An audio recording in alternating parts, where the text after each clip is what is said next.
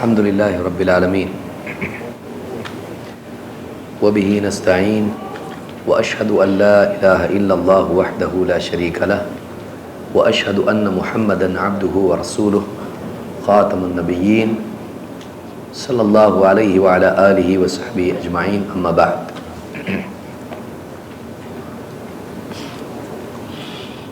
پچھلی مجلس میں جو باب صحیح البخاری سے کتاب الرقاق سے جس کی شروعات ہم نے کی وہ باب فضل الفقر ہے، فقر کی فضیلت کا بیان۔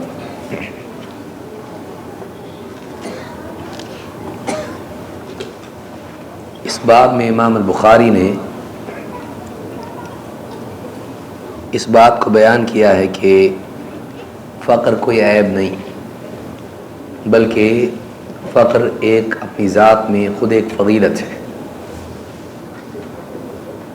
اور صحیح بخاری کے علاوہ بھی کئی کتابوں میں فقر کے اعتبار سے فضیلت کی حدیثیں موجود ہیں، جن میں سے ایک حدیث ہم نے اس سے پہلے دیکھی جو خود صحیح بخاری اور مسلم کی تھی۔ ایک اور حدیث ہے جسے امام ابن حبان نے اپنی صحیح میں روایت کیا ہے۔ اللہ کے نبی صلی اللہ علیہ وسلم فرماتے ہیں تجتمعون یوم القیامہ، تم قیامت کے دن جمع کیے جاؤ گے۔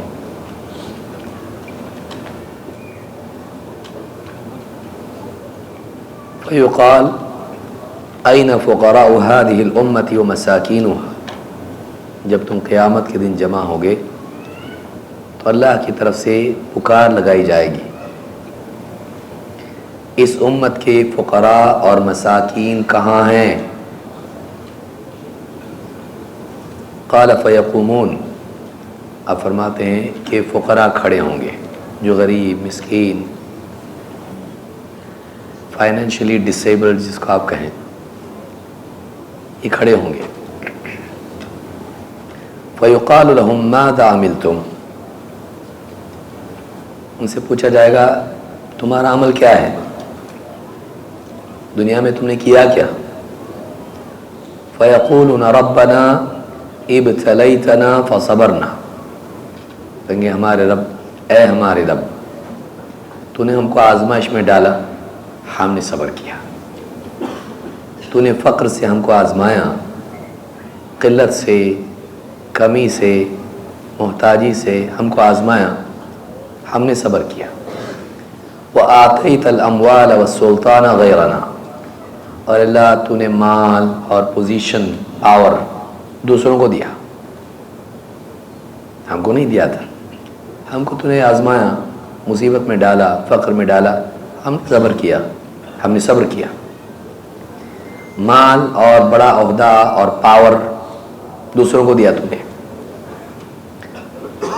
فیقول اللہ صدقت، اللہ تعالیٰ کہے گا بالکل صحیح کہہ رہے ہو، بالکل صحیح کہہ رہے ہو تم لوگ۔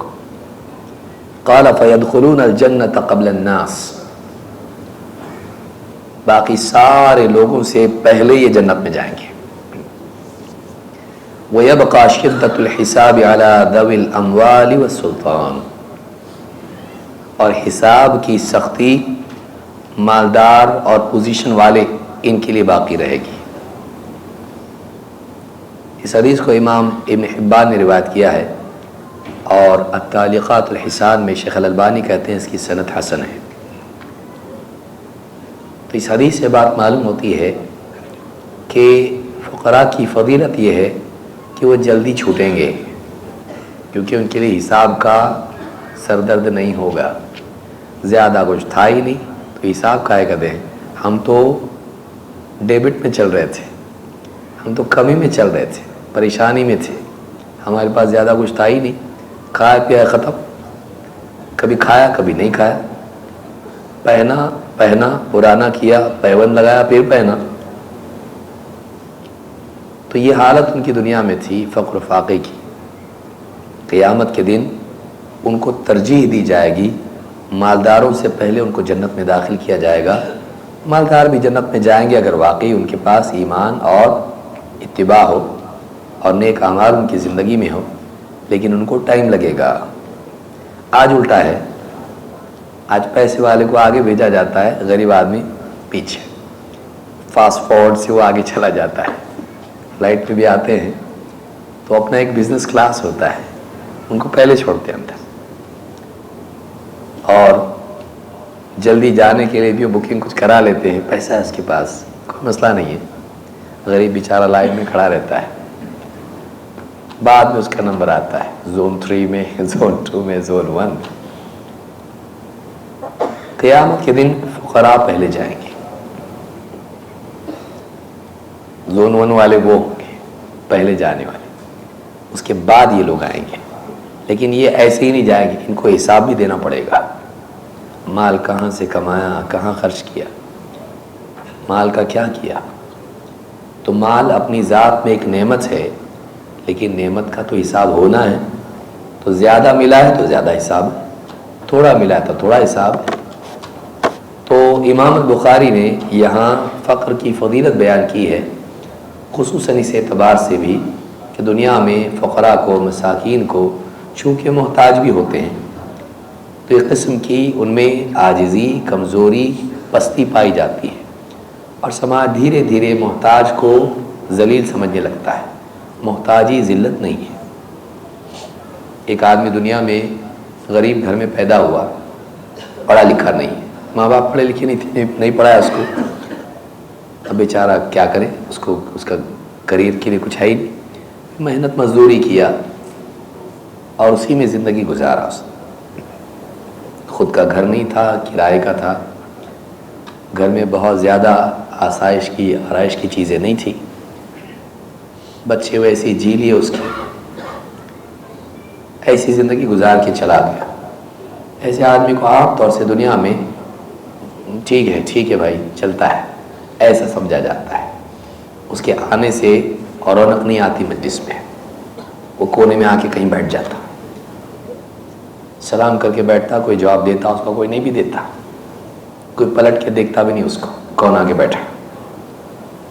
قیامت کے دن جو فقر و فاقے میں اللہ سے راضی رہے، اسی لیے کیا کہا، اے ہمارے رب تو نے ہم کو آزمایا، ہم نے صبر کیا، شکایت نہیں کی، اور ہم نے اپنی آنکھوں سے دیکھا، دوسروں کو مال ملا، دوسروں کو پوزیشن ملی، ہم کو نہیں ملا، ہم نے کبھی شکایت نہیں کی، تیرا انکار نہیں کیا، بغاوت نہیں کی، ہم راضی رہے، جیسا ہمارا رب ہم کو رکھے گا ہم رہیں گے۔ اس صبر کے بدلے اللہ تعالیٰ ان کو جنت میں تقدیم ان کی ہوگی، ان کی اس کوالٹی کی وجہ سے ان کو مقدم کیا جائے گا۔ جزاء بما صبرتم فنعم عقبی الدار، فرشتے بھی جنتیوں سے خاص کر کے یہ مستحق ہے اس کی، واقعی صبر کر کے آئے۔ جزاء بما صبرتم، یہ بدلہ ہے تمہارے صبر کا، فنعم عقبی الدار، کیسا زبردست ہے بعد والا گھر۔ پہلا گھر چھوٹا تھا تمہارا، فقر فاقہ تھا اس میں، اندھیرا تھا اس میں، کمیاں تھی اس کے اندر، اب نہیں، دوسرا والا گھر کتنا اچھا ہے، تو فرشتے ان کا استقبال کریں گے۔ یہ فقر کی فضیلت ہے، بشرطے کہ انسان فقر و فاقے پر راضی رہے، صبر کرے، اللہ کی شکایت نہ کرے، خالی کچھ کرنا ہی نہیں ہے، شکایت نہیں کرنا، صبر کرنا۔ لیکن یہ بھی یاد رکھے کہ صبر سے اوپر ایک لیول ہے، وہ سب کو نہیں ملتا، وہی رضا۔ علماء نے لمبی بحث اس کے اوپر کی ہے، بلکہ یہاں پہ ابن حجر نے، اگر آپ فتح الباری دیکھیں، بہت لمبی بحث کی اس پر۔ فقر افضل ہے کہ مالداری افضل ہے؟ کچھ لوگوں نے ایسا کہا، کچھ نے ایسا کہا، درمیانی رائے کسی کی ہے، بہت سارے اقوال اس میں ہیں، اس میں ہم جائیں گے بہت وقت چلا جائے گا۔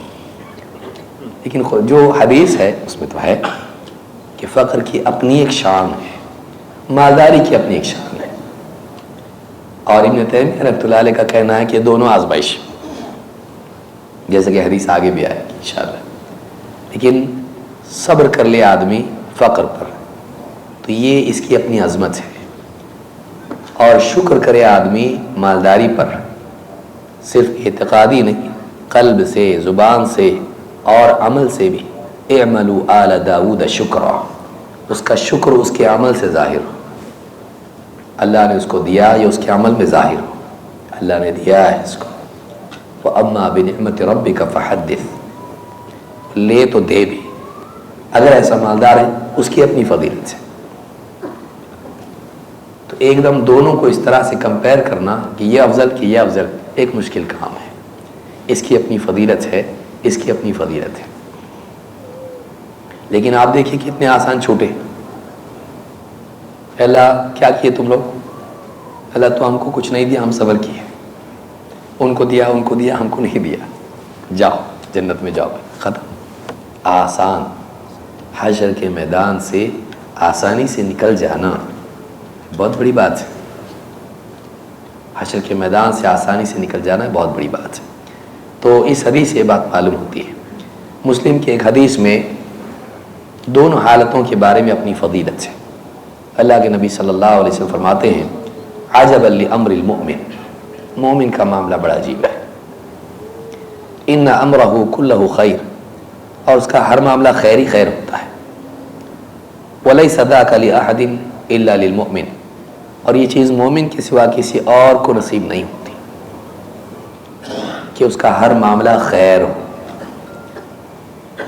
ان اصابته سراء شکر فکان خیر اللہ، اگر اس پہ آسودگی کے، خوشحالی کے حالات آتے ہیں شکر کرتا ہے، اور یہ شکر کرنا اس کے لیے اچھا ثابت ہوتا ہے۔ وَإِنْ أَصَابَتْهُ ضَرَّاءُ صَبَرَ فَكَانَ خَيْرَ اللَّهُ، اور جب اس پر تنگی، مشقت، پریشانی کے حالات آتے ہیں تو صبر کرتا ہے، اور یہ صبر کرنا بھی اس کے لیے اچھا ہی ثابت ہوتا ہے۔ اس حدیث سے بات معلوم ہوتی ہے کہ امتحان دونوں طرح کا ہوتا ہے۔ وَنَبْلُوكُمْ بِالشَّرِّ وَالْخَيْرِ فِتْنَةً، ہم تم کو شر اور خیر دونوں کے ذریعے آزماتے ہیں امتحان کے طور پر۔ کبھی زندگی میں ایک چیز غالب ہوتی ہے اور کبھی دوسری، کسی انسان کی زندگی میں ایک چیز زیادہ غالب ہوتی ہے، فقر، فاقہ، بیماریاں، پریشانیاں، اسی میں وہ ٹوٹتا رہتا ہے، چکی میں پستا رہتا ہے اور صبر کرتا ہے، اللہ کو نہیں چھوڑتا۔ اچھے دن زیادہ آتے نہیں اس کی زندگی میں، ایک مصیبت سے نکلا دوسری، دوسری سے نکلا تیسری میں پھنستا رہتا ہے، لیکن وہ یہ نہیں سوچتا اللہ ایسا کیوں کر رہا میرے ساتھ، اللہ مجھ کو بھول تو نہیں گیا، نعوذ باللہ، ایسا نہیں سوچتا۔ وہ اس یقین کے ساتھ جیتا ہے یہاں نہیں دیا وہاں دے گا، یہاں تکلیف دے رہا وہاں راحت دے گا، وہ میرا رب ہے، جو چاہے کرے، میں اس کا بندہ ہوں، اس کی رضا میں میری رضا ہے۔ رضا اعلیٰ درجہ ہے صبر سے۔ صبر میں کیا ہے؟ حبس نفس ہے، سیلف کنٹرول، بس کنٹرول کرو، شکایت مت کرو، یہ صبر ہے۔ رضا میں ایک الگ لذت ہے، اللہ نے جو کیا اچھا کیا، صحیح کیا، میں راضی ہوں اللہ سے، اللہ کو اگر یہ پسند ہے مجھے بھی یہ پسند ہے، کہ وہ اس مشقت میں بھی لذت محسوس کرنے لگے اللہ کی پسند کی، کہ جس پر میرا رب راضی ہے، میرا رب جس کو پسند کرتا ہے میری بھی وہی پسند ہے۔ رضا اعلیٰ درجہ ہے صبر سے۔ علماء نے، ابن قیم رحمۃ اللہ علیہ نے بھی تفصیل سے اس پہ بہت زیادہ بات کی ہے کہ رضا کا مرتبہ اور اس کی منزل، یہ یعنی منازل میں سے ایک منزل ہے، رضا بہت اونچی چیز ہے۔ ابن تیمیہ رحمۃ اللہ نے بھی اس بارے میں گفتگو کی ہے۔ تو صبر سے اعلیٰ مرتبہ رضا کا ہے۔ تو اللہ سے راضی رہنا، کہ آدمی اللہ سے راضی رہے، شکایت نہ کرے، بلکہ اللہ کی پسند کو اپنی پسند بنا۔ اسی لیے آپ صلی اللہ علیہ وسلم نے کہا تھا کہ ہم وہی کہیں گے جو ہمارے رب کو راضی کرنے والا ہو، رضا ہونا چاہیے آدمی میں۔ تو اس حدیث سے بھی یہ بات معلوم ہوتی ہے۔ فقر، فاقہ یا مالداری، بعض علماء نے کہا کہ زیادہ مناسب اور اچھے سے اچھا یہ ہے کہ بندے کو دنیا میں کفاف ملے، اور قناعت مل جائے. سب سے اچھی پوزیشن میں کون؟ فقراء میں سے ہے وہ یا مالداروں میں سے ہے وہ؟ بعض علماء نے کہا یہ بیچ والا بہت اچھا. کون؟ جس کو نہ کم ملا نہ زیادہ اور وہ اللہ سے راضی. کم نہیں ملا کیونکہ محتاج نہیں پڑا، زیادہ نہیں ملا کیونکہ سرکش نہیں ہوا. کم ملنے کی وجہ سے محتاجی پریشانی نہیں آئی، زیادہ ملنے کی وجہ سے شرارت نہیں کیا اس نے. یہ بیچ میں رہا کافی. اور اس سے زائد یہ کہ کفایت کے ساتھ ساتھ اس کو اللہ کے دیے ہوئے رزق پر رضا بھی نصیب ہوئی. قناعت. کفایت کے ساتھ اگر قناعت جمع ہو جائے تو بہت اونچا مرتبہ ہے. اور اسی کے ساتھ اللہ کے نبی صلی اللہ علیہ وسلم نے فلاح کو جوڑا ہے. کامیاب، سکسیسفل. سکسیسفل وہ نہیں جس کے پاس زیادہ ہو، سکسیسفل وہ ہے جس کے پاس ضرورت کے مطابق ہو اور وہ اس پر خوش ہو. بعد والا زیادہ مشکل ہے خوش ہونا.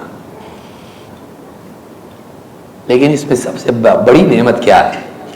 یہ سب ضرورت کے بقدر ملا، خوش رہا، اسلام اس کے پاس اگر ہے تو ٹھیک، ورنہ کچھ فائدہ نہیں. اس لیے 3 نعمتیں ایک حدیث میں ذکر ہوئی. آپ نے فرمایا، اور یہ بہت جامع حدیث ہے، اس کو یاد رکھنا چاہیے. قد افلح من اسلم ورزق کفافا وقنعه اللہ بما آتاہ. کامیاب ہو گیا وہ کون؟ جو اسلام لایا، جس کو اللہ نے اسلام کی نعمت عطا کی. بڑی نعمت یہ کھانا پینا نہیں، بھوکا مرا چلے گا، اسلام کے بغیر نہیں مرنا چاہیے. ولا تموتن الا وانتم مسلمون. یہ نہیں کہا بھوکے مت مرو، غریب مت مرو، نہیں کہا، بلکہ کہا مسلمان ہی مرو، اسلام سے ہٹ کے مت مرو. قد افلح من اسلم، کامیاب ہو گیا جو اسلام لایا. ورزق کفافا، اور اس کو رزق دیا گیا کفاف. کفاف نہ کم نہ زیادہ، نہ ضرورت سے کم کہ کمی کا احساس ہو، نہ ضرورت سے زیادہ کہ سرکشی آئے. وَقَنَّعَهُ اللَّهُ بِمَا آتَاهُ، اور اللہ تعالیٰ نے جو کچھ اس کو دیا تھا اس پر قناعت بھی اس کو دے دی. دل اس پر قانع ہو گیا، او دیا اللہ نے اس کو. شکایت پیدا نہیں ہوئی، ایسی حرص نہیں پیدا ہوئی جو حرام کی طرف لے جائے. قناعت کیا ہے؟ کہ آدمی اللہ سے شکایت نہ کرے اور اس سے زیادہ کے لیے حرام کی طرف نہ جائے. تو جس کو اللہ نے اسلام دیا، کافی رزق دیا، کافی نہیں کافی رزق دیا اس کو، اور قناعت اس کو دی. یہ 3 نعمتیں جس کو ملی، اللہ کے نبی صلی اللہ علیہ وسلم فرماتے ہیں قد افلح، قد کے ساتھ ہے یقیناً وہ کامیاب ہو گیا. تو کامیابی یہ ہے کہ انسان کو بقدر کفایت رزق ملے اور دل بھی اس کا فقیری سے محفوظ رہے، اس کو اس پر قناعت نصیب ہو. قناعت ایک قسم کی بادشاہت ہے. اور پھر ایسا آدمی اسلام پر بھی ہو تو ایسا آدمی بہت کامیاب ہے. اسلام اور کفایت اور قناعت، 3 چیزیں مل جائیں تو آدمی کامیاب ہے. امام مسلم نے اس کو روایت کیا ہے. حدیث نمبر 15، یہی فقر کے باب میں. عن ابی وائل رحمہ اللہ قال عدنا خبابا. ابو وائل رحمہ اللہ کہتے ہیں ہم حضرت خباب رضی اللہ تعالیٰ عنہ کی عیادت کے لیے گئے. فقال، تو کہنے لگے، بیمار تھے، کہنے لگے حاجرنا مع النبی صلی اللہ علیہ وسلم نرید وجہ اللہ. ہم نے اللہ کی رضا کے لیے اللہ کی راہ میں نبی صلی اللہ علیہ وسلم کے ساتھ ہجرت کی. فوقع اجرنا علی اللہ، تو ہمارا اجر اللہ کے ذمہ ہو گیا اب اللہ دے گا، ہم کو یقین ہے۔ فَمِنَّا مَن مَضَى لَمْ يَأْخُذْ مِنْ أَجْرِهِ، لیکن ہم میں سے کچھ ایسے لوگ پہلے ہی گزر گئے، انہوں نے دنیا میں سے اپنی نعمتوں کا حصہ نہیں لیا، یعنی ہجرت کی، اور ہجرت کے بعد پھر جنگیں ہوئیں، اللہ نے فتوحات دی مسلمانوں کو، اور وہ سارے وعدے جو دنیا میں کیے تھے مال و متاع کے، مال غنیمت کے، خوب مال اللہ نے دیا صحابہ کو، وہ مغانم کثیرتاً، اللہ نے کہا بہت غنیمت کے مال بھی ملیں گے تم کو۔ ہم میں سے کچھ لوگ ایسے رہے کہ جنہوں نے اپنا اجر نہیں لیا، چلے گئے، یعنی دنیا کا حصہ نعمتوں کا اور یہاں کی فتوحات کا نہیں ملا ان کو، چلے گئے، ان کے آنے سے پہلی دنیا سے چلے گئے۔ منہم مصعب ابن عمیر، ان میں سے ایک صحابی تھے جنہوں نے اپنا دنیا کا نعمتوں کا حصہ نہیں لیا، قربانیاں دیں اور اسی طرح سے دنیا سے چلے گئے، دنیا کا حصہ مال و دولت کا نہیں لیا۔ ان میں سے مصعب ابن عمیر تھے۔ قتل یوم احد وترک نمرہ، احد کے دن یہ قتل ہوئے اور ایک چادر انہوں نے اپنے پیچھے چھوڑی تھی۔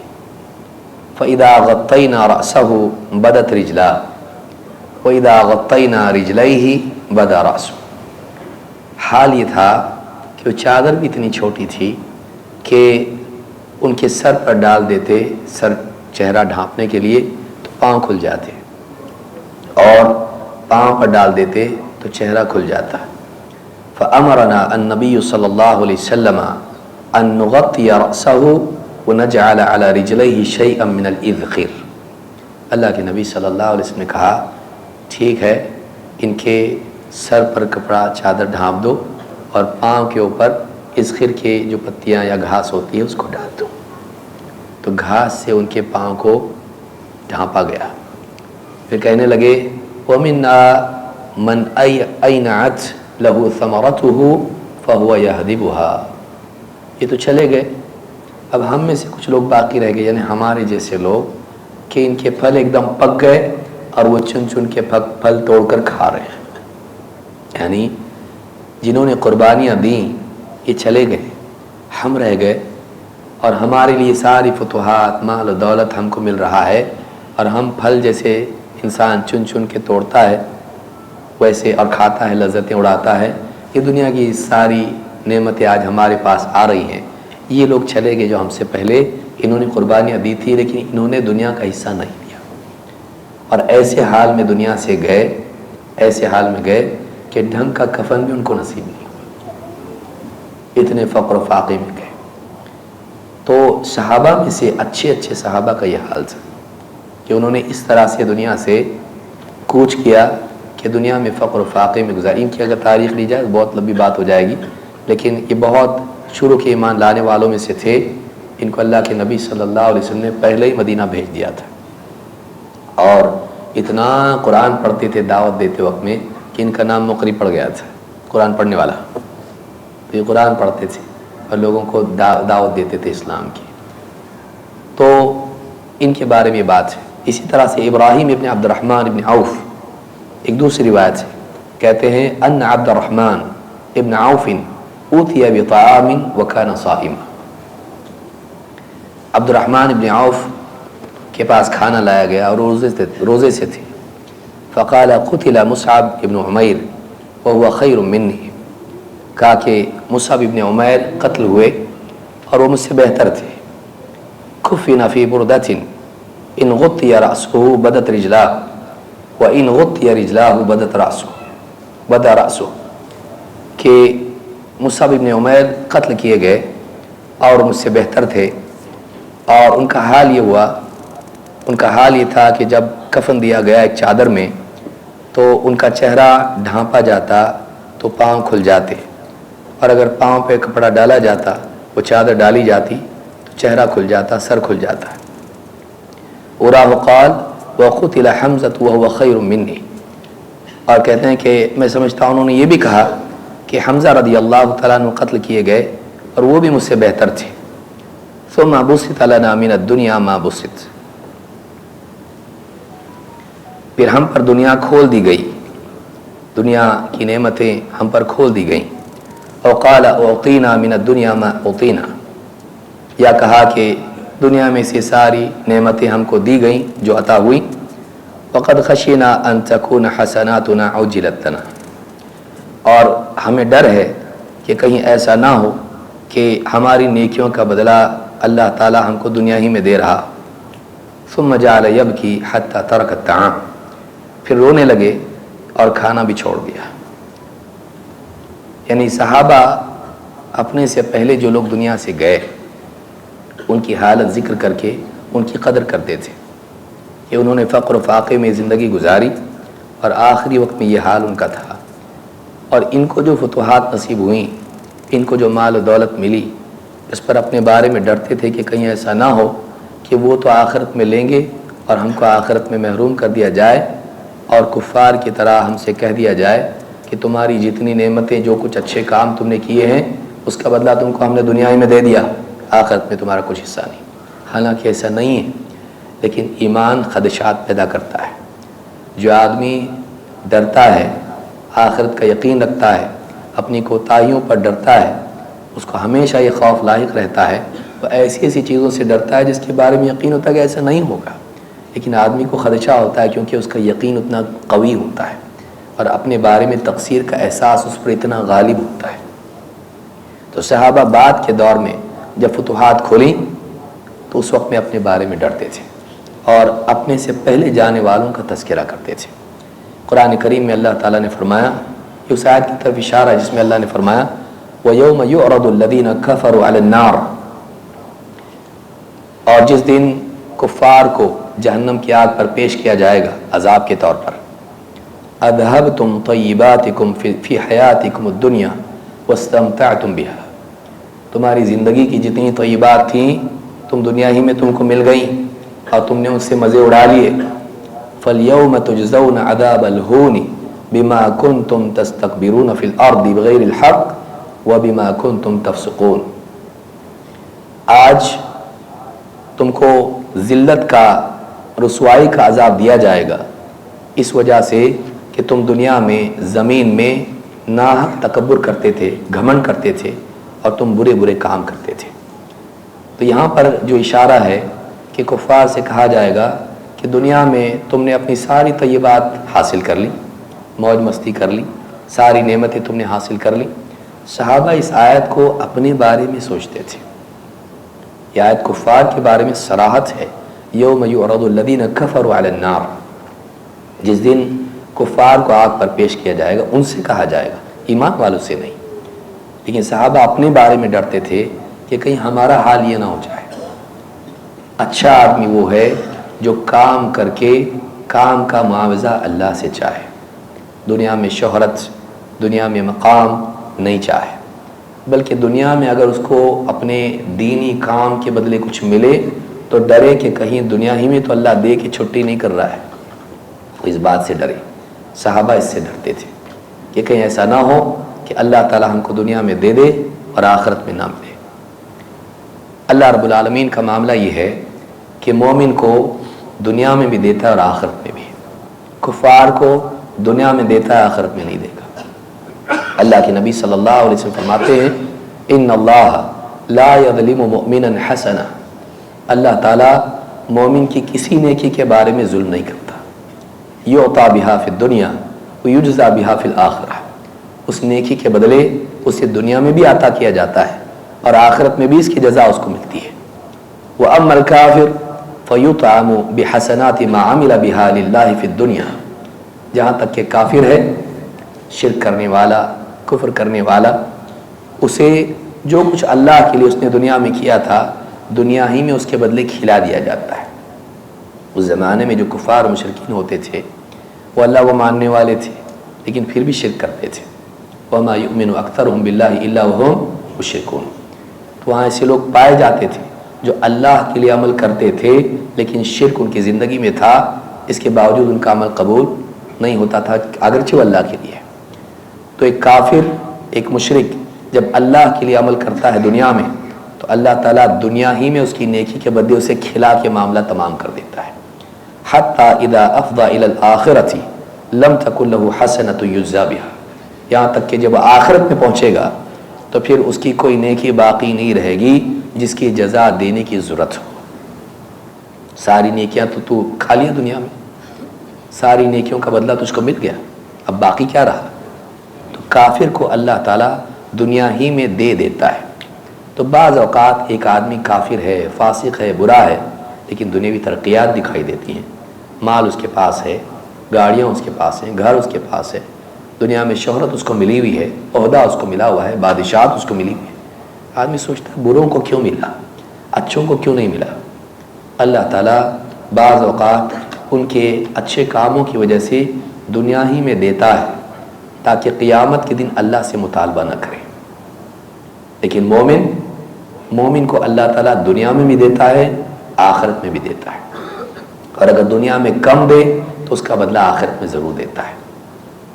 اللہ تعالیٰ مومن کی کسی نیکی کو ضائع نہیں کرتا، اس لیے اچھی زندگی گزارنا اپنی ذات میں خود ایک انعام ہے، وہ خود ایک نعمت ہے۔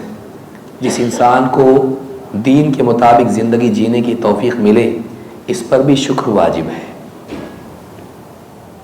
دنیا کا کچھ نہ ملے، دین ملے، چاہے ساری تکلیفوں کے باوجود ہو، اس پر بھی شکر واجب ہے۔ اور آپ دیکھیں گے کہ جنت میں جانے کے بعد جنتی اللہ کا شکر ادا کریں گے، الحمدللہ الذی ہدانا لہذا وما کنا لنہتدی لولا ان ہدانا اللہ۔ جنتی کہیں گے تمام تعریف اس اللہ کے لیے ہے جس نے ہمیں اس جنت کی رہنمائی عطا کی، جنت کا رستہ بتایا، جنت کے رستے پہ چلایا، جنت میں پہنچایا۔ ہدایت کے مراتب ہیں، ارشاد، توفیق، یہاں تک کہ جنت میں پہنچا دے۔ الحمدللہ الذی ہدانا لہذا وما کنا لنہتدی لولا ان ہدانا اللہ۔ ہمارا کوئی کمال نہیں تھا، اگر اللہ ہم کو ہدایت نہ دیتا تو ہم کبھی ہدایت نہیں پا سکتے تھے۔ اپنی نفی جب تک آدمی نہیں کرتا ہے توحید کا کمال اس کو نصیب نہیں ہوتا ہے۔ میرا علم، میری عقل، میری صلاحیت، میری ریسرچ کچھ نہیں، اللہ تعالیٰ جب تک کہ ہدایت نہ دے نہیں ملتا۔ لہٰذا دنیا میں اگر کسی کو کچھ نہیں بھی ملا ہے، اگر اس کو دین کی نعمت ملی ہے تو اس پر بھی اللہ کا شکر واجب ہے۔ دین کے نعمت سے بڑھ کے کوئی نعمت نہیں ہے، مال و دولت دین کے مقابلے میں حقیر چیز ہے، اس کی کوئی قیمت نہیں ہے۔ اللہ مومن کو بھی دیتا ہے، کافر کو بھی، لیکن دین اللہ اسی کو دیتا ہے جس سے محبت کرتا ہے۔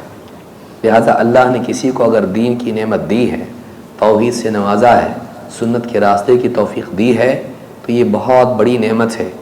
ایسا آدمی کفار، مشرکین، فساق و فجار کو دیکھے موٹروں میں جا رہے ہیں، بنگلوں میں رہ رہے ہیں، کھا رہے ہیں، پی رہے ہیں، موج مستی کر رہے ہیں، اور ان پر اشعش کرے، ان کو دیکھ کر رشک کرے، تو اس نے اپنے دین کو ذلیل کیا، اس نے دین کی ناقدری کی۔ اللہ نے تجھ کو وہ دیا جو اعلیٰ ترین نعمتوں کی چابی ہے، اس کے بغیر جنت کی نعمتیں نہیں مل سکتی۔ تو ان نعمتوں کی بجائے تو دنیا کی گھٹیا نعمتوں کے پانے والوں پر رشک کر رہا ہے، تو یہ افسوس کی چیز ہے۔ تو دین کی نعمت بہت بڑی ہے۔ اللہ کے نبی صلی اللہ علیہ وسلم کا واقعہ آپ غور کریں، حضرت عمر رضی اللہ تعالیٰ سے کیا کہا؟ کیا تم اس بات سے راضی نہیں ہو کہ دنیا میں اپنے مزے اڑا لے اور ہم کو اللہ آخرت میں دے؟ جس انسان کے سامنے آخرت ہو اسے دنیا کی قلت، ذلت اور تکلیف میں مبتلا نہیں کرتی۔ جس انسان کے سامنے آخرت کے وعدے ہوں اور ان وعدوں پر اس کا یقین ہو تو دنیا کی قلت سے اس کو دکھ نہیں ہوتا۔ ایسا آدمی راضی رہتا اور آگے بڑھ جاتا ہے۔ ایسے آدمی کو دنیا کی محرومی دکھ نہیں دیتی ہے۔ جس درجے کا کمال کا یقین ہوگا اس درجے کی کیفیات اس کو نصیب ہوگی۔ اصل زندگی اندر والی ہے، یہ باہر سب تماشا ہے، باہر جو سب کو دکھائی دے رہا ہے سب تماشا ہے، لعب و لہو۔ اصل اندر کی زندگی ہے، جس کو اندر کی لذت نہ ملے باہر کی لذتیں اس کا سکون قائم نہیں کر سکتی ہیں۔ الا بذکر اللہ تطمئن القلوب، خبردار دلوں کو اطمینان اللہ کی یاد سے نصیب ہوتا ہے۔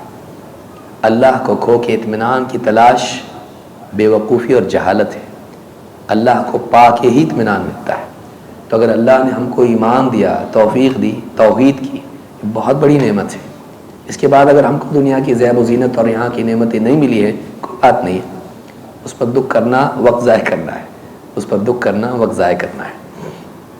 اللہ تعالیٰ فرماتا ہے من کان یرید العاجلۃ عجلنا له فیہا ما نشاء لمن نرید، جو دنیا کی جلد ملنے والی نعمتوں ہی کا طالب ہو، العاجلہ جلد ملنے والی دنیا، جس کا سارا ارادہ اور ساری طلب دنیا ہی کی زندگی کی نعمتیں ہوں، جلد ملنے والی، عجلنا له فیہا ما نشاء لمن نرید، ہم جس کو چاہتے ہیں، جو چاہتے ہیں، جلدی سے دیتے ہیں۔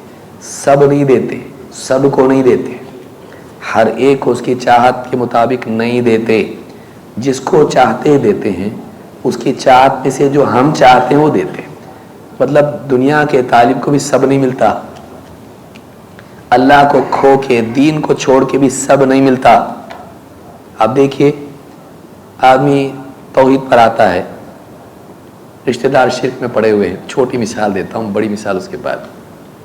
لوگ بولتے ہیں دیکھ تو وہابی ہو گیا نا، اہل حدیث ہوا، سلفی ہوا، درگاہ پہ نہیں جاتا نا، دیکھ کیسی مصیبت آئی تیرے اوپر۔ بعض اوقات یہ بھی اگر پرائمری اسکول میں ہو تو یہ بھی ڈگمگ ہو جاتا ہے، کیوں تکلیف آ رہی کے بعد، پہلے بیوی بیمار ہوئی، پھر اس کے بعد بچہ بیمار ہوا، اب میری حالت خراب ہوئی، میرا بھی ایکسیڈنٹ ہوا، کیوں ایسا ہو رہا ہے میرے ساتھ، میں صحیح جا رہا کہ غلط جا رہا ہے؟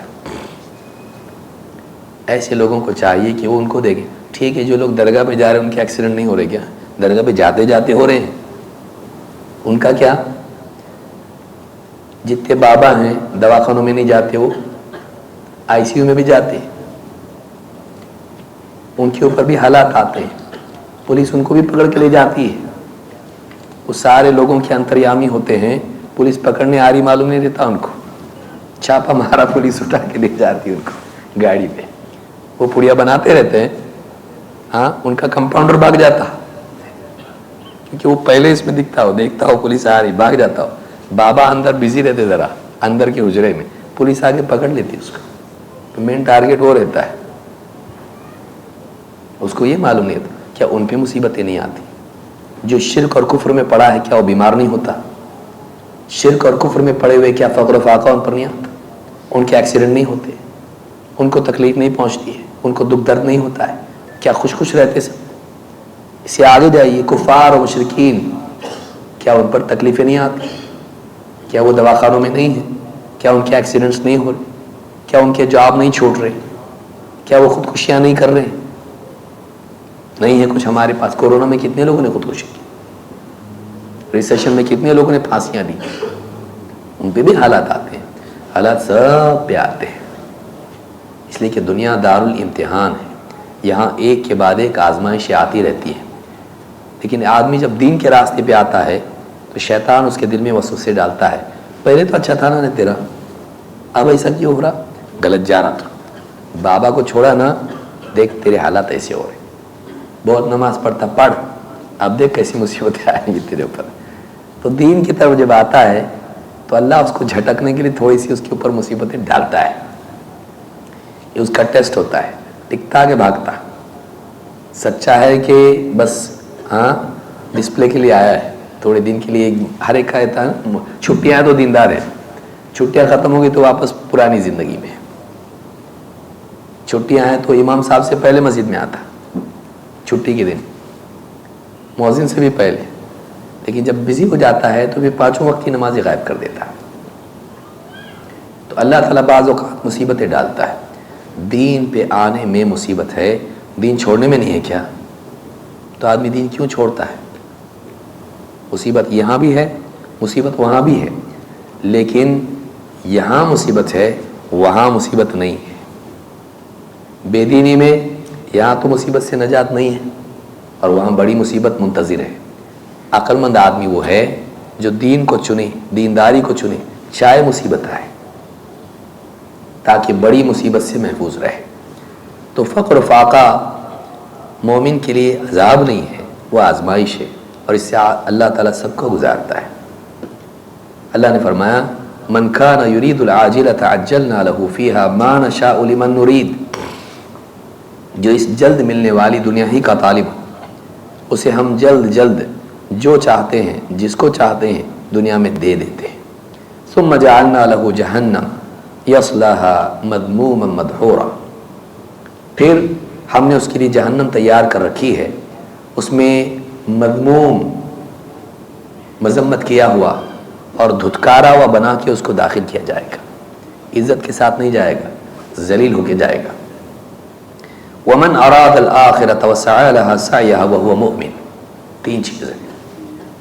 اور وہ شخص جس کا ارادہ، مقصود اصلی، گول آخرت ہو، جس کا ارادہ آخرت ہو اور وہ آخرت کے لیے آخرت والی کوشش بھی کرے، ہاں شرط یہ کہ وہ ایمان والا بھی ہو، ارادہ کرے آخرت کا، اخلاص ہو اس کے اندر، عبادات دنیا کی، نام، شہرت، مال اور یہاں کے عہدے کے لیے نہ کرے، دین کا کام آخرت کے لیے کرے۔ تو پہلی شرط اخلاص۔ دو، وسعى لها سعيها، آخرت کے لیے آخرت کی کوشش کرے، منمانی نہیں۔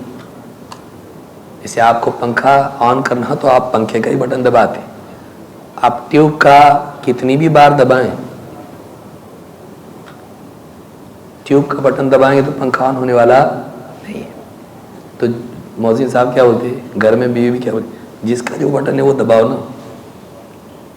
یہ موٹا سبق ہے، آخرت کے لیے آخرت کی کوشش کرنی پڑے گی۔ آخرت کے لیے کون سی کوشش ہے؟ محمد الرسول اللہ صلی اللہ علیہ وسلم۔ آخرت کی کوشش سکھانے کے لیے اللہ تعالیٰ نے محمد عربی صلی اللہ علیہ وسلم کو بھیجا۔ اہدنا الصراط المستقیم، نبی صلی اللہ علیہ وسلم کی سنت کے مطابق عمل کرے تو آخرت میں کامیاب ہوگا۔ تو پہلے ہوا اخلاص، دوسرے ہوا اتباع سنت، تیسرا وہو مؤمن، اللہ کے ہاں بھی مومن ہو، صحیح العقیدہ ہو، عقیدہ صحیح چاہیے، اخلاص ہے، ہاں سنت بھی ہے، اللہ کے لیے کر رہا ہے، سنت کے مطابق کر رہا ہے، لیکن بابا کے پاس بھی جاتا ہے، قبروں پہ بھی سجدے کرتا ہے، ان سے بھی دعائیں کرتا ہے، شرک کرتا ہے، کچھ کام کا نہیں۔ عقیدہ صحیح ہونا چاہیے، قرآن کو مانتا ہے، حدیث کو نہیں مانتا، نہیں، عقیدہ صحیح نہیں۔ وہو مؤمن، ایمان والا ہونا چاہیے، تقدیر کو نہیں مانتا، نہیں، ایمان اس کا عقیدہ صحیح ہونا چاہیے۔ وہو مؤمن، وہ اللہ کی میزان میں ایمان والا ہو۔ فَأُولَٰئِكَ كَانَ سَعْيُهُمْ مَشْكُورًا، یہی وہ لوگ ہیں جن کی کوششیں آخرت میں قبول کی جائیں گی۔ تو معلوم ہوا کہ انسان کا عمل اللہ کے ہاں مقبول ہو، وہ خود اللہ کے ہاں مقبول ہو، اس کے لیے تین کام ضروری ہے۔ ایک، آخرت کو مقصود بنائیں، دنیا کو نہیں۔ دو، سنت کے مطابق جیے، آخرت کے لیے کوشش وہ کرے جو نبوی رہنمائی سے معلوم ہوتی ہو، اپنے دماغ سے کچھ بھی گھڑ کے عبادات نہ کرے، جو جی میں آئے نہیں کرے، وہ کرے جس سے آخرت میں کامیاب ہوتے ہیں۔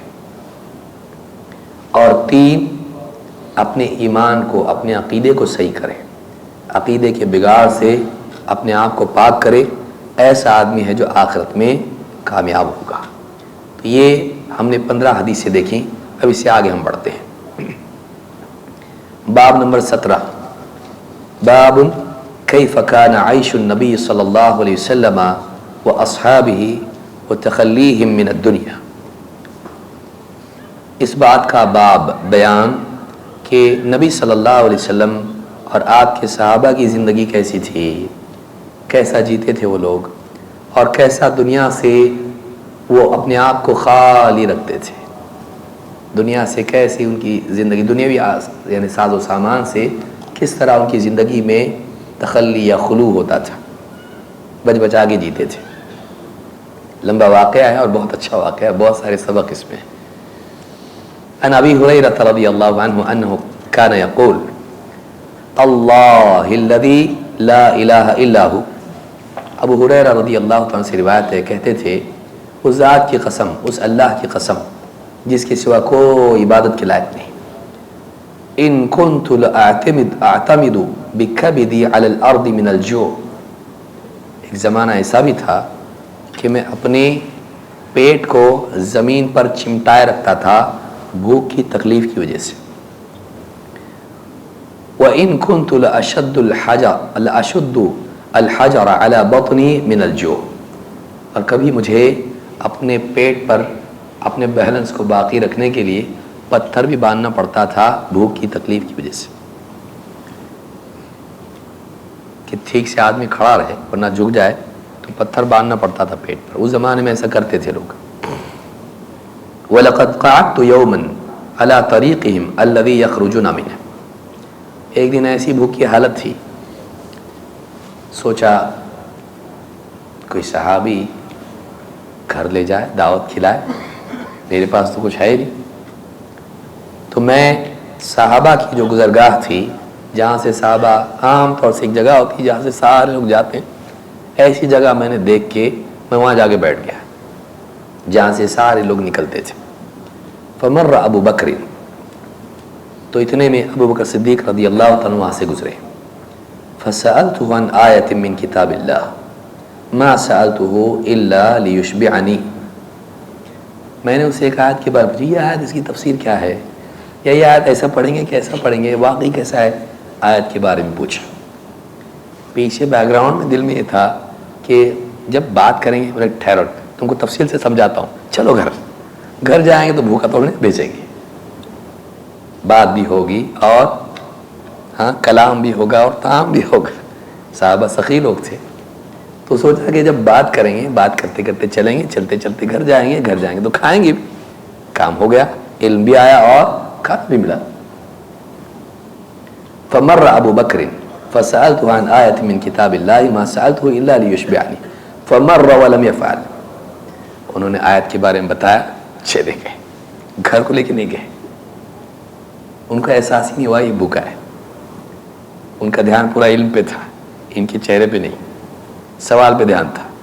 ثم مر بی عمر، اس کے بعد حضرت عمر کا گزر وہاں سے ہوا. فسألته عن آیۃ من کتاب اللہ ما سألته الا لیشبعنی فمر فلم يفعل، حضرت عمر گزرے، ان سے پوچھا یہ آیت اس کا کیا ہے، ذرا بتائیے اس کے بارے میں.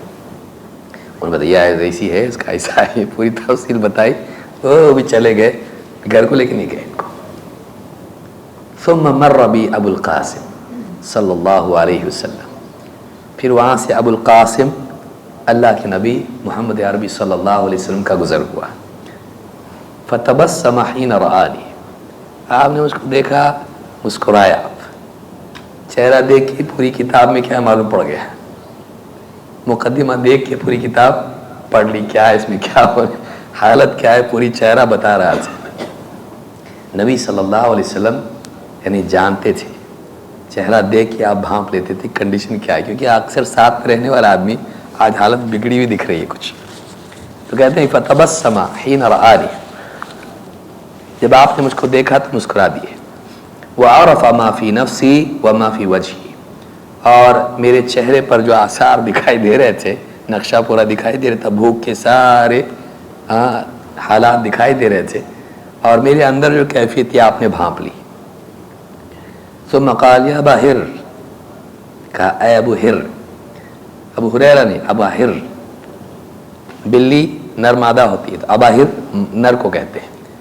اے بلی والے، یا ابا ہر. قلت لبیک یا رسول اللہ، میں نے کہا لبیک حاضر اللہ کے رسول. قال الحق، چل ساتھ میں چلو. ومضى فتبعت، آپ چلتے گئے، میں بھی آپ کے پیچھے. اب موقع ملا، چھوڑنا نہیں چاہیے، اور وہ بھی اللہ کے نبی صلی اللہ علیہ وسلم، آپ سے زیادہ کوئی مدینہ میں سخی نہیں. فدخل، آپ اپنے گھر میں داخل ہوئے. فاستأذن فأذن لی فدخل، اجازت مانگی، پھر میرے لیے بھی اجازت ملی، میں اور داخل ہو گئے. فوجد لبنا فی قدح، ایک پیالہ آپ کے گھر میں آیا ہوا تھا اور اس میں دودھ تھا. فقال من این هذا اللبن، گھر والوں سے آپ نے پوچھا یہ دودھ کہاں سے آیا ہے. قالوا اہداہ لک فلان او فلانہ، فلاں نے آپ کے لیے ہدیے میں بھیجا ہے. اللہ کے نبی صلی اللہ علیہ وسلم صدقہ نہیں کھاتے تھے، ہدیہ کھاتے تھے. تو گھر والوں سے پہلے پوچھ لیتے تھے یہ کہاں سے آیا، اس کی پوزیشن کیا ہے کھانے کی؟ ہدیہ ہے، صدقہ ہے، کیا ہے؟ تو کہا آپ کے لیے ہدیے میں آیا ہے، فلاں فلاں نے بھیجا ہے آپ کے لیے۔ قال ابا ہر، قلت لبیک یا رسول اللہ۔ اب یہ سمجھ رہے آپ ملنے والا ہے اپنے کو۔ آپ نے کہا ابا ہر، کہا حاضر اللہ کے رسول، الحق الى اہل الصفۃ فدعهم لی، جاؤ صفہ والوں کو بلا کے لاؤ۔ صفہ میں کم سے کم 70 لوگ تو رہتے تھے ایک وقت میں، بعض علماء نے 400 تک کی گنتی بتائی ہے۔ تو کہا کہ جاؤ صفہ والوں کو بلاؤ۔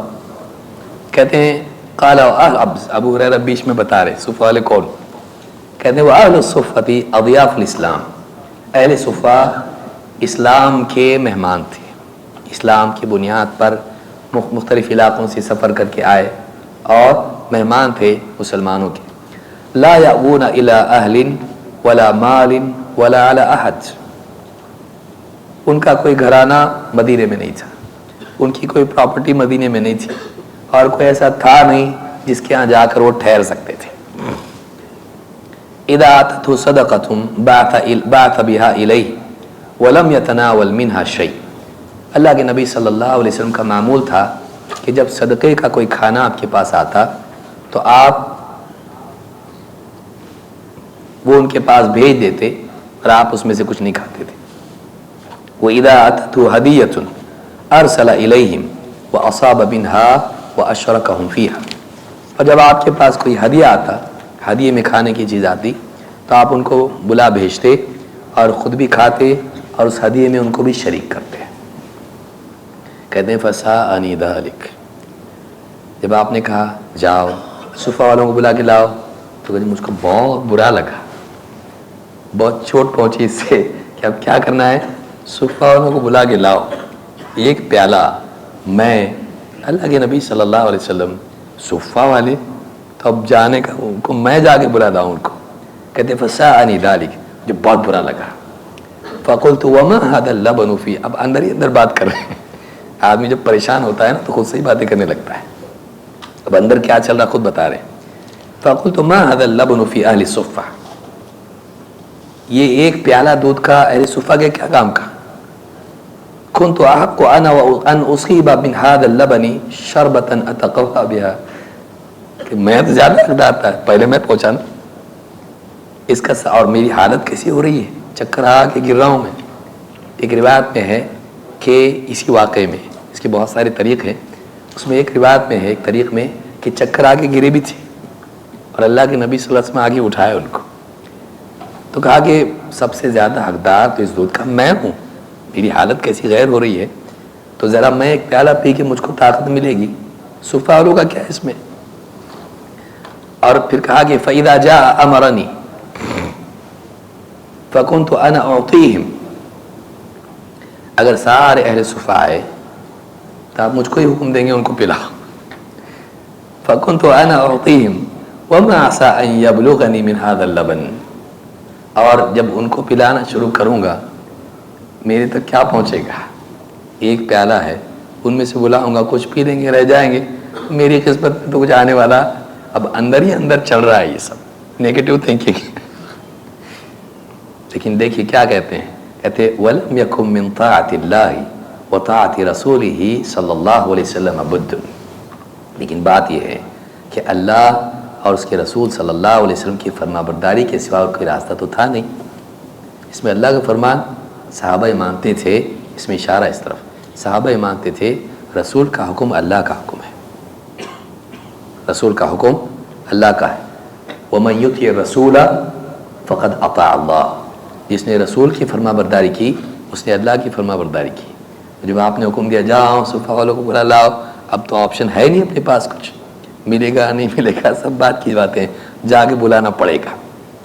کہتے ہیں فَأَتَيْتُهُمْ فَدَعَوْتُهُمْ فَأَقْبَلُوا، اب میں گیا ان کو بلایا تو بھی بولے اچھا چلو آگے دعوت قبول کر کے وہ بھی آگئے، بولے جاؤ تم پی لو، ہم لوگ کو ضرورت نہیں، سارے کے سارے آگئے وہ لوگ۔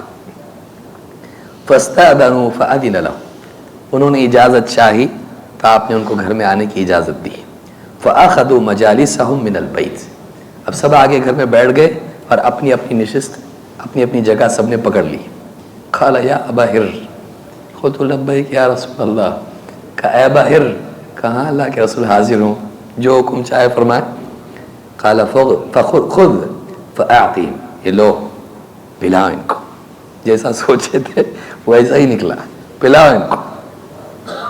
قال فاخذت القدح فجعلت اعطيه الرجل فيشرب حتى يروى، میں نے وہ پیالہ لیا، ایک آدمی کو دیتا اور وہ پورا سیر ہونے تک پیتا، اور اس کے بعد میں ثم يرد علي القدح، پھر مجھے وہ پیالہ لوٹا دیتا. فاعطيه الرجل فيشرب حتى يروى، پھر اس کے بازو والے کو دیتا، پورا پیٹ جی بھر کے پیتا، پھر واپس مجھ کو دیتا. ثم يرد علي القدح فيشرب حتى يروى، پھر وہ مجھ کو لوٹا دیتا، اور ثم يرد علي القدح حتى انتهيت الى النبي صلی اللہ علیہ وسلم.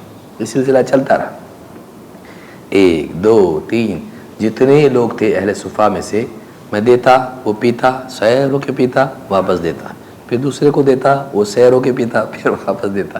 یہ سلسلہ چلتا رہا یہاں تک کہ سب پی لیے. حتی انتہیت الی النبی صلی اللہ علیہ وسلم وقد روی القوم کلهم، یہاں تک کہ گھوم پھر کے وہ پیالہ نبی صلی اللہ علیہ وسلم تک پہنچا، اور ساری قوم اہل صفا جتنے تھے سب کے سب ایک دم سیر ہو گئے تھے دودھ پی کے.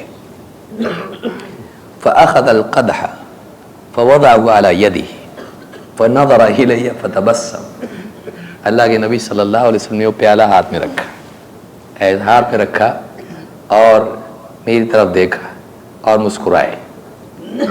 آپ کو معلوم تھا ان کے اندر کیا چل رہا ہے، کیا چل رہا ہوگا پاسبلی، تو آپ میری طرف دیکھے اور مسکرائے.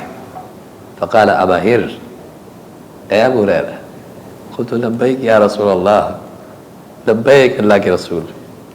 قال بقیت انا وانت، بس اب 2 ہی لوگ رہ گئے، میں اور تم. قلت صدقت یا رسول اللہ، کہا ہاں اللہ کے رسول، بالکل سچ بات ہے، بالکل سچ بات ہے. کیا گزر رہی ہوگی ان کے اوپر سوچیے آپ، ایک تو بھوک پیاس، پریشان اتنے، دوسرا یہ کہ اتنی بڑی فوج ہے، سب کو پلانا، ان کے ہاتھ سے پلا، دیکھ رہے ہیں دودھ جا رہا آ رہا جا رہا آ رہا، اور مجھ کو نہیں مل رہا ہے، اور میرا نمبر کب آئے گا، اور ختم ہو تو کیا کروں. اخیر میں رہ گئے، کہا تم، میں اور تم بچ گئے. کہا قال اقعد فاشرب، بیٹھ جاؤ پیو. فقعدت فشربت، میں بیٹھ گیا اور میں نے پیا. فقال اشرب، اور پی. فشربت، کہا اور پیا میں نے. فما زال يقول اشرب حتى قلت لا والذي بعثك بالحق ما اجد له مسلكا. بار بار میں پیالہ دینے جاتا، اب کہتے اور پی اور پی اور پی، یہاں تک کہ میں نے کہا نہیں، اس ذات کی قسم جس نے آپ کو حق کے ساتھ بھیجا ہے، اب اندر جانے کے لیے رستہ ہی نہیں، یہاں تک پیا ہوں، اندر جانے کا رستہ بھی جام ہو گیا ہے، اتنا میں سیر ہو گیا، فل ہو گیا ایک دم. قال فارنی، آپ نے کہا لاؤ ادھر لاؤ. فاعطیته القدح، میں نے آپ کو پیالہ دیا.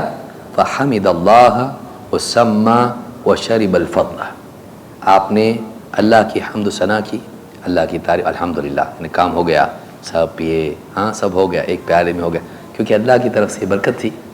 تو اللہ کی حمد کی، کیونکہ اللہ کے بڑھانے سے بڑھا، وہ تھا قریب لیکن اللہ نے اس سے ضرورت پوری کر دی.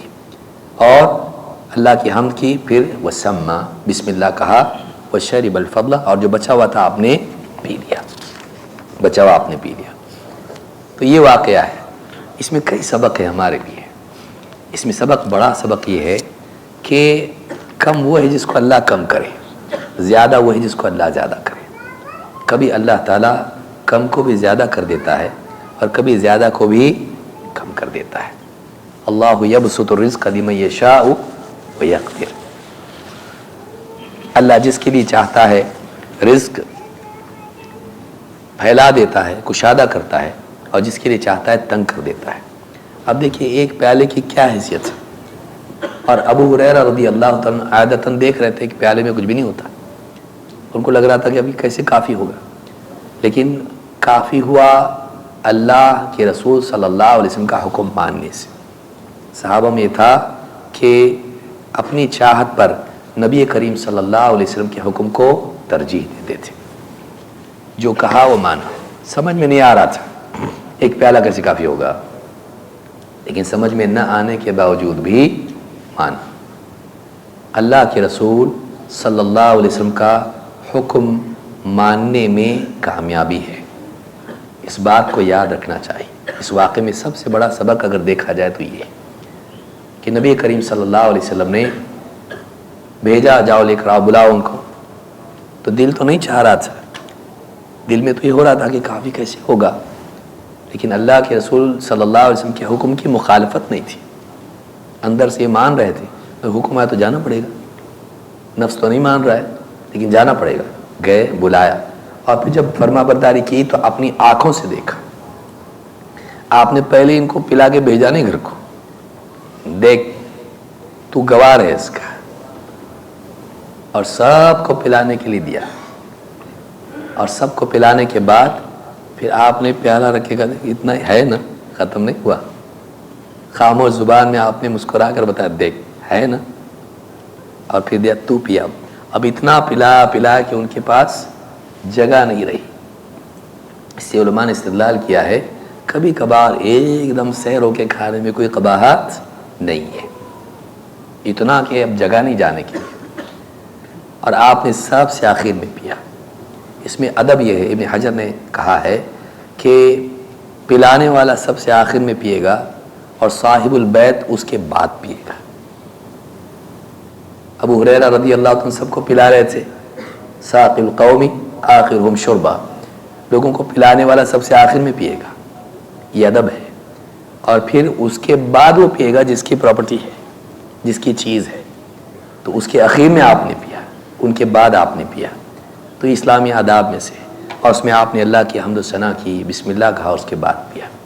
تو یہ اس میں امام البخاری بتانا، دیکھو صحابہ کیسا جیتے تھے کہ بھوک کی حالت اتنی ہوتی تھی، کھانے کے لیے ان کے پاس کچھ نہیں تھا، اور یہ اس آدمی کا حال ہے جس نے سب سے زیادہ روایتیں کی اللہ کے نبی صلی اللہ علیہ وسلم کی۔ اتنا علم والا، اتنا دین کی خدمت کرنے والا کیسا ہونا چاہیے؟ اتنے اونٹ ہے، ہاں، اتنی پراپرٹی ہے، اتنی جگہ ہے، زمین ہے، یہ خود اہل صفہ کی طرح تھے، بالکل وہیں رہنے والے لوگوں میں سے تھے۔ اور بھی کئی روایتیں ہیں، نبی صلی اللہ علیہ وسلم سے سائے کی طرح چمٹے رہتے تھے۔ تو یہ دین کی خدمت کرنے کے باوجود ایسی حالت، بعد کے دور میں اللہ تعالیٰ نے فتوحات کھولی، لیکن شروع کا دور آپ دیکھیے، اتنا سختی کا دور، اتنا مشقت کا دور ایسا گزرا۔ تو اس میں ہمارے لیے سبق ہے کہ اللہ تعالیٰ کم کو بھی زیادہ کر سکتا ہے اگر اللہ چاہے، تو کم زیادہ کی کوئی حیثیت نہیں ہے۔ مزید یہ کہ نیک لوگ بھی فقر و فاقے میں رہتے ہیں، یہ اس بات کی علامت نہیں ہے کہ اللہ ان سے ناراض ہے۔ اچھے سے اچھے لوگ، ابو ہریرہ رضی اللہ عنہ جیسے لوگ،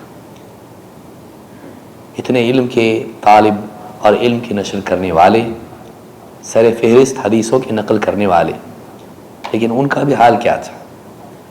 ان کے لیے کھانے کے لیے ان کے پاس کچھ نہیں تھا، چکر آ کے گرتے تھے۔